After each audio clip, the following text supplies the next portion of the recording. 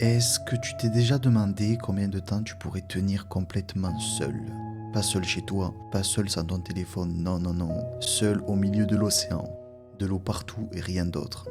En 1982, un homme va vivre exactement ça. Il s'appelle Stephen Callahan. Ce n'est pas un aventurier fou. Ce n'est pas quelqu'un qui cherche à se mettre en danger. Ce n'est pas Michou. C'est un navigateur expérimenté. Un homme calme. Quelqu'un qui pense simplement faire une traversée en solitaire de l'Atlantique. Mais une nuit, tout va basculer. Steven va perdre son bateau et se retrouver sur un simple radeau gonflable au milieu de l'océan. Il va y rester 76 jours. Nous sommes en février 1982. Steven dort à bord de son voilier quand il est réveillé par un bruit violent. Le bateau vient d'heurter quelque chose.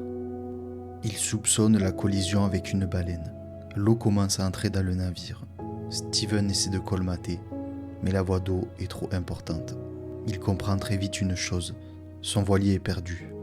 Il a juste le temps de récupérer un radeau de survie, un peu de matériel et de sauter à l'eau. Quelques minutes plus tard, son bateau disparaît sous la surface. D'un coup, tout change.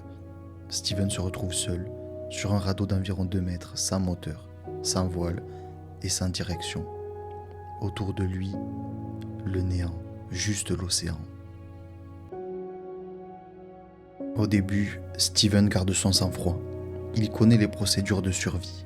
Il sait qu'il doit rationner l'eau, la nourriture et surtout garder la tête froide. Pour manger, il improvise. Il pêche avec des moyens rudimentaires, mange du poisson cru, parfois même des oiseaux qui se posent sur le radeau. Les nuits sont les pires. Le radeau est minuscule, instable, constamment secoué par les vagues. Il dort très peu, toujours sur ses gardes. Mais le plus dur, ce n'est pas la faim, ce n'est pas la soif, c'est le sentiment d'être invisible. Personne ne sait exactement où il est et personne ne le cherche vraiment. Les jours passent, puis les semaines. Steven commence à perdre la notion du temps. Il note les jours, se force à garder une routine pour ne pas sombrer mentalement. Il parle tout seul. Il se fixe de petits objectifs, survivre jusqu'au soir, puis jusqu'au lendemain. Et il y a aussi la peur constante des requins. Les requins tournent autour du radeau, parfois très près de Steven. Un jour, l'un d'eux mord même le radeau. Steven réussit à le repousser, mais il comprend à quel point il est vulnérable. Malgré tout, il tient. Pas par héroïsme, juste parce qu'il n'a pas d'autre choix. Plusieurs fois, Steven aperçoit des bateaux au loin. Il agite les bras, utilise un miroir, fait tout ce qu'il peut, mais personne ne le voit.